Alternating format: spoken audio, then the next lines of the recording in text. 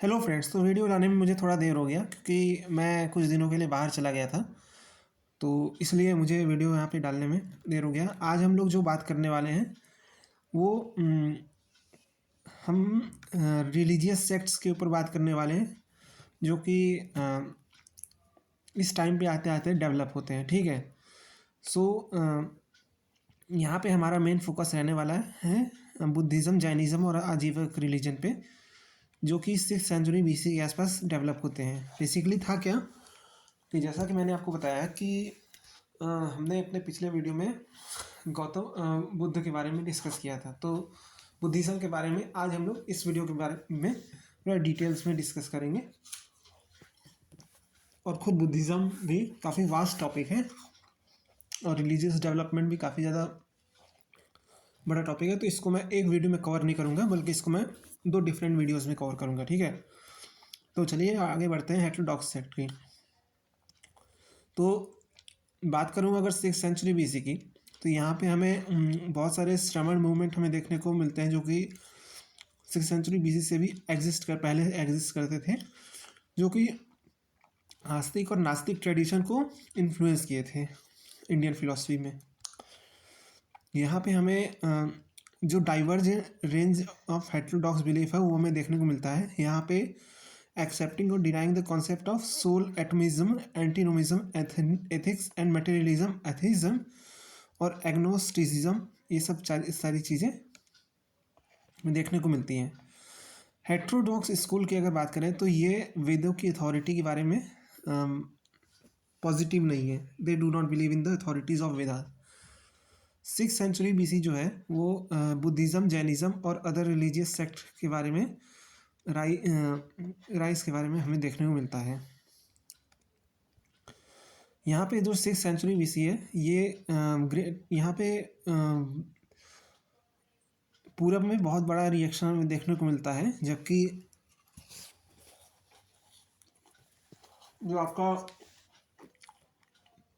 Brahmanic religion होता है उसमें काफ़ी ज़्यादा प्रॉब्लम आती है। तो इसके खिलाफ एक रिएक्शन हमें देखने को मिलता है। क्षत्रिय जो थे वो अपनी कॉम्प्रोमाइज़ नहीं कर सकते थे अपनी चीज़ को, तो इसलिए वो ब्राह्मणों की जगह पे एक नया धर्म लाना चाहते थे और वो था बुद्धिज़्म। तो एक्चुअली हम यहाँ पे बुद्धिज़्म की ही बात कर रहे हैं। तो बुद्ध जो है यहाँ पे बुद्ध जो है वो रिनाउंसिएशन ऑफ रिचुअलिज्म, यानी कि जो परंपरावाद है या फिर जो कर्मकांड है उसके पूरी तरह से उसके खिलाफ थे। और उनके हिसाब से जो धर्म था वो मोरालिटी और स्पिरिचुअल डिसिप्लिन के बेसिस पे था। यहाँ पे the need of hour was to have a religion less deep and less philosophical to be understood by the masses along with their day to day problems, यानी कि निजी दैनिक समस्याओं को ध्यान में रखते हुए ज़रूरत ये था कि जो मासेस की जो प्रॉब्लम्स थी वो रिलीजन उसको एड्रेस कर सके आसानी से। अब लाइफ ऑफ गौतम बुद्ध की अगर मैं बात करता हूँ तो he was born in 563 BC in Lumbini in the Sakya state in foothill of Himalayas. इनका जन्म जो है वो 563 BC में लुम्बिनी में हुआ था, जो कि शाक्य गणराज्य की राजधानी थी। और इनके पिता का नाम शुद्धोधन था और इनकी माता का नाम माया था, जो कि 7 दिनों के बाद ही इनकी मृत्यु हो गई थी सिद्धार्थ के जन्म के समय। तो इनका बचपन का नाम सिद्धार्थ हुआ करता था। इन्हें पूरी तरीके से प्रॉपर शिक्षा दी गई थी और इन्हें जो भी राजकीय शिक्षा और युद्ध कला होती है उसमें इन्हें पारंगत किया गया था। 16 साल की उम्र में इनका विवाह यशोधरा से होता है और 29 साल की उम्र में इनके बेटे जन्म होता है जिसका नाम रहता है राहुल। 29 साल की उम्र में ही ये अपना घर बार छोड़ के चले जाते हैं और यहाँ से ये एक साधु की तरह अपनी ज़िंदगी को गुजर बसर करते हैं। तो ये हैं आपके गौतम बुद्ध। अब कुछ टीनेंट्स के बारे में बात करें तो हमें यहाँ पे 3 पिटक देखने को मिलते हैं: सूत पिटक, विनय पिटक और अभिधम पिटक। सूत पीटक की अगर मैं बात करता हूँ तो सूत पीटक आपका क्या होता है कि यहाँ पे हमें जो सूत पीटक होता है इसका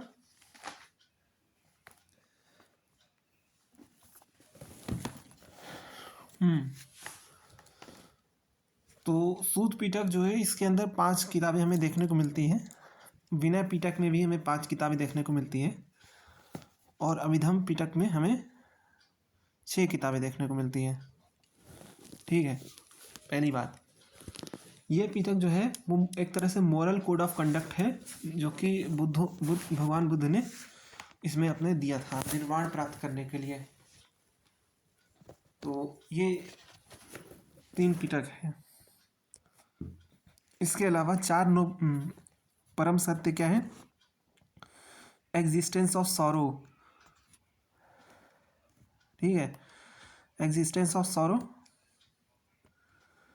reason behind sorrow and ways to do it, sorrow is to be removed, right part to remove of sorrow is to be learn. तो ये कुछ 4 नोबल ट्रुथ थे जिनके बारे में इन्होंने बात किया। इसके अलावा इनके कुछ अष्टांगिक मार्ग भी थे जिन जो इस तरह से आपके सामने दिख रहे हैं।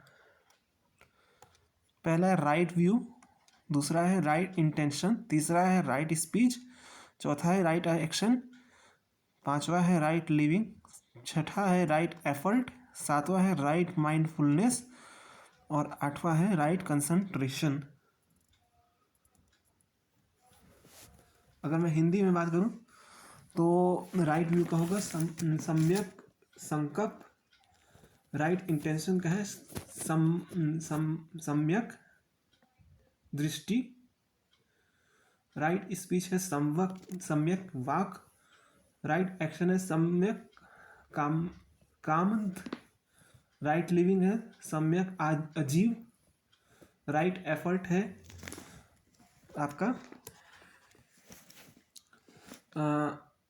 सम्यक व्यायाम वयम, राइट माइंडफुलनेस है सम्यक सती और राइट कंसंट्रेशन है सम्यक समाधि। तो ये आपके कुछ जो कि आपके 8 अष्टांगिक मार्ग हैं जिनके बारे में बुद्ध ने बात किया था। फिर त्रिरत्न है, तो त्रिरत्न क्या है? बुद्धम शरणम गच्छामि, धर्मम शरणम गच्छामि और संघम शरणम गच्छामि। मतलब बुद्धम शरणम गच्छामि यानी बुद्ध की शरण में आता हूँ, धर्मम शरणम गच्छामि मतलब धर्म की शरण में मैं आता हूँ, और संघम शरणम गच्छामि मतलब संघ की शरण में मैं आता हूँ। तो ये इसके कुछ त्रिरत्न थे जो बुद्धिज्म से रिलेटेड थे। इसके अलावा बुद्ध जो है वो सबसे ज़्यादा जो फोकस करते हैं वो निर्माण पे फोकस करते हैं, जो कि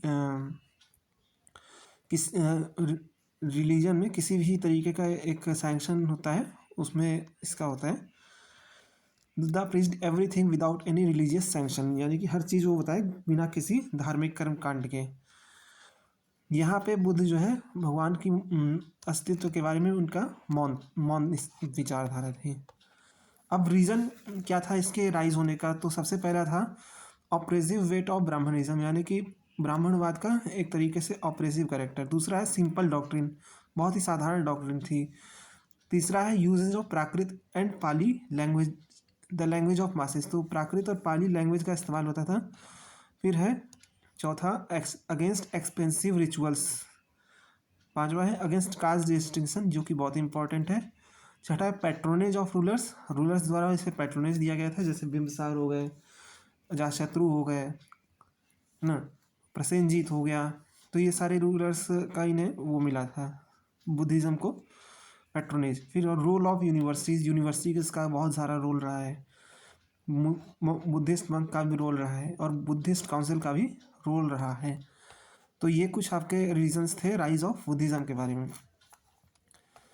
इसके अलावा कुछ लिटरेचर के बारे में अगर मैं बात करूं तो ये आपके कुछ इस तरीके से हमें देखने को मिलते हैं। पहला है सूत पीटक, दूसरा है विनय पीटक, तीसरा है अभिधम पीटक, ये तो त्रिपीटक तो थे। इसके अलावा बुद्ध चरित, जातक कथा, मिलिंद पन्हु, विशुद्धि मार्ग,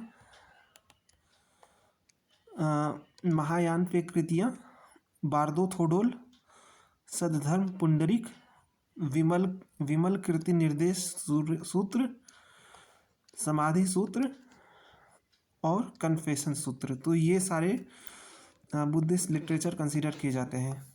अब इसमें कुछ बुद्धिस्ट सेक्ट भी आते हैं जो कि आपके हीनयान है, महायान है और वज्रयान है। हीनयान मतलब जो सिंपल बुद्धिज़्म, भगवान बुद्ध को मतलब बुद्ध को महापुरुष मानते हैं। महायान में बुद्ध को एज अ भगवान माना जाता है। वज्रयान में गौतम बुद्ध को भगवान माना जाता है, लेकिन उसमें कुछ और भी चीज़ें कॉम्प्लेक्सिटीज़ बढ़ जाती है। तो ये इसके सारी चीज़ें इसमें जुड़ गई हैं। इसके अलावा इससे जुड़े हुए और भी कुछ चीज़ें हैं जिसके बारे में मैं आपको बताता हूँ।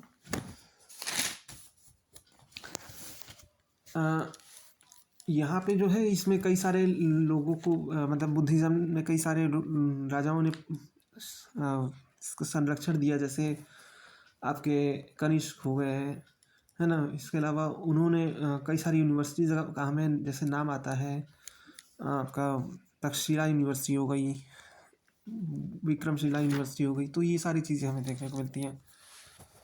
तो ये आपका हो गया बुद्धिज़्म से रिलेटेड। तो आई होप आप समझ गए होंगे मैं क्या बताना चाह रहा था। ठीक है, तो मिलते हैं आपसे हम नेक्स्ट वीडियो में। अपना ध्यान रखें। Good bye.